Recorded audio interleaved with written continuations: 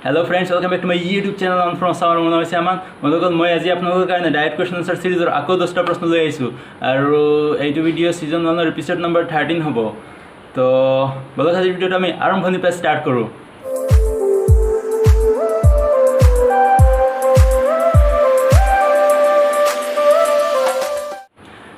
আৰু আজিৰ প্ৰথম প্ৰশ্নটো হৈছে যে অসমত কেতিয়া প্ৰথম যাত্ৰীবাহী বাছৰ প্ৰচলন হৈছিল? অসমত কেতিয়া প্ৰথম যাত্ৰীবাহী বাছৰ প্ৰচলন হৈছিল? আৰু ইয়াৰ উত্তৰ হৈছে 1906 চনত। হয় বন্ধুসকল, 1906 চনতে প্ৰথম যাত্ৰীবাহী বাছৰ প্ৰচলন হৈছিল অসমতে। আৰু সেই বাছখন প্ৰথম যিখন বাছ আছিল সেই বাছখন গুৱাহাটীৰ পৰা শ্বিলংলৈ চলিছিলে। সেই বাছখন গুৱাহাটীৰ পৰা শ্বিলংলৈ চলিছিল 1906 চনত। আৰু এতিয়া কুৱেশ্যন নম্বৰ 2। কুৱেশ্যন নম্বৰ 2ত আছে অসমৰ আটাইতকৈ ওখ পাহাৰ কি? অসমৰ আটাইতকৈ ওখ যিখন পাহাৰ আছে সেই পাহাৰখন কি? আৰু ইয়াৰ উত্তৰ হৈছে বৰাইল পাহাৰ। হয়, বৰাইল পাহাৰেই হৈছে অসমৰ আটাইতকৈ ওখ পাহাৰ। আৰু এতিয়া কুৱেশ্যন নম্বৰ 3। কুৱেশ্যন নম্বৰ 3ত আছে ভাৰতৰ প্ৰৱেশদ্বাৰ বুলি কোন চহৰক কোৱা হয়? ভাৰতৰ প্ৰৱেশদ্বাৰ বুলি কোন চহৰক কোৱা হয়? প্ৰৱেশদ্বাৰ। আৰু ইয়াৰ উত্তৰ হৈছে মুম্বাই চহৰক। হয়, মুম্বাইক ভাৰতৰ প্ৰৱেশদ্বাৰ বুলি কোৱা হয়, মুম্বাইক। আৰু এতিয়া কুৱেশ্যন নম্বৰ 4। কুৱেশ্যন নম্বৰ 4ত আছে ভাৰতৰ মৰুভূমি অঞ্চলৰ একমাত্ৰ ডাঙৰ নদী কি? ভাৰতৰ মৰুভূমি অঞ্চলৰ একমাত্ৰ ডাঙৰ নদী কি? আৰু ইয়াৰ উত্তৰ হৈছে লুনি নদী। হয়, লুনি নদী হৈছে ভাৰতৰ মৰুভূমি অঞ্চলৰ একমাত্ৰ ডাঙৰ নদী। মৰুভূমি অঞ্চলৰহে, এনে জেনেৰেল অঞ্চলৰ নহয়, মৰুভূমি অঞ্চলৰ। আটাইতকৈ ডাঙৰ নদী হৈছে লুনি নদী।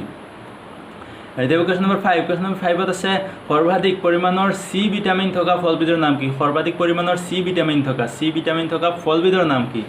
আৰু ইয়াৰ উত্তৰ হৈছে আমলখি। হয়, আমলখি হৈছে সৰ্বাধিক পৰিমাণৰ চি ভিটামিন থকা ফল। আৰু এতিয়া কুৱেশ্যন নম্বৰ 6। কুৱেশ্যন নম্বৰ 6ত আছে অন্ধ্ৰপ্ৰদেশ, কেৰালা, তামিলনাডু, অসম, জম্মু কাশ্মীৰ আৰু গুজৰাটৰ চৰকাৰী ভাষাসমূহ কি কি? চৰকাৰী ভাষা ধৰি লওক মানে আমাৰ অসমৰ যেনেকুৱা অসমীয়া, তেনেকৈ অন্ধ্ৰপ্ৰদেশ, কেৰালা, তামিলনাডু আৰু জম্মু কাশ্মীৰ আৰু গুজৰাট, আৰু অসমৰতো গম পায়েই অসমীয়া। তো সেই ষ্টেটসমূহৰ চৰকাৰী ভাষা কি? আৰু ইয়াৰ আনচাৰ হৈছে অন্ধ্ৰপ্ৰদেশৰ চৰকাৰী ভাষা হৈছে তেলেগু। অন্ধ্ৰপ্ৰদেশৰ হৈছে তেলেগু, কেৰালাৰ চৰকাৰী ভাষা হৈছে মালায়ালম, আৰু তামিলনাডুৰ হৈছে তামিল, আৰু অসমৰতো অসমীয়াই গম পায় নিশ্চয়। আৰু জম্মু কাশ্মীৰৰ হৈছে উৰ্দু। হয়, জম্মু কাশ্মীৰৰ উৰ্দু চৰকাৰী ভাষা। আৰু গুজৰাটৰ হৈছে গুজৰাটী। অন্ধ্ৰপ্ৰদেশৰ তেলেগু, কেৰালাৰ মালায়ালম, তামিলনাডুৰ তামিল, অসমৰ অসমীয়া আৰু গুজৰাটৰ গুজৰাটী। জানিলে? তো বলক এতিয়া আমি কুৱেশ্যন নম্বৰ 7লৈ যাওঁ। কুৱেশ্যন নম্বৰ 7ত আছে সুপ্ৰিম কোৰ্টৰ বিচাৰপতিৰ সংখ্যা কিমান? সুপ্ৰিম কোৰ্টৰ বিচাৰপতিৰ সংখ্যা কিমান? কেইজন সুপ্ৰিম কোৰ্টৰ বিচাৰপতিৰ সংখ্যা, মানে কেইজন থাকে সুপ্ৰিম কোৰ্টৰ বিচাৰপতি? আৰু ইয়াৰ আনচাৰ হৈছে 26 জন। হয়, সুপ্ৰিম কোৰ্টৰ বিচাৰপতিৰ সংখ্যা হৈছে 26 জন। আৰু এতিয়া কুৱেশ্যন নম্বৰ হ'ব 8। কুৱেশ্যন নম্বৰ 8ত আছে টেপ ৰেকৰ্ডাৰ আৰু ফিটাৰডাল কিহেৰে তৈয়াৰী? টেপ ৰেকৰ্ডাৰ, আজিকালিতো আৰু টেপ ৰেকৰ্ডাৰ নাই, আগতে আছিলে।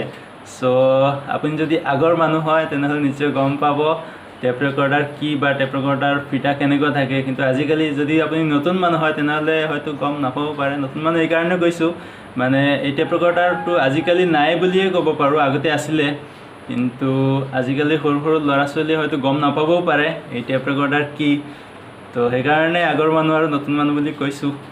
আৰু ইয়াৰ উত্তৰ হৈছে চুম্বকৰ লেপন দিয়া এবিধ প্লাষ্টিকেৰে। হয়, চুম্বকৰ লেপন দিয়া এবিধ প্লাষ্টিকেৰে টেপ ৰেকৰ্ডাৰ আৰু ফিটাৰডাল তৈয়াৰ কৰা হৈছিল আগতে, এতিয়াতো আৰু গম পায়েই।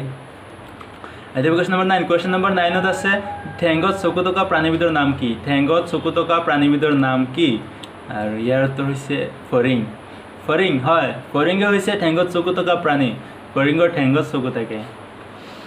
আৰু এতিয়া কুৱেশ্যন নম্বৰ 10। কুৱেশ্যন নম্বৰ 10ত আছে সূৰ্যৰ পোহৰত কি ভিটামিন থাকে? সূৰ্যৰ পোহৰত কি ভিটামিন পোৱা যায় বা কি ভিটামিন থাকে?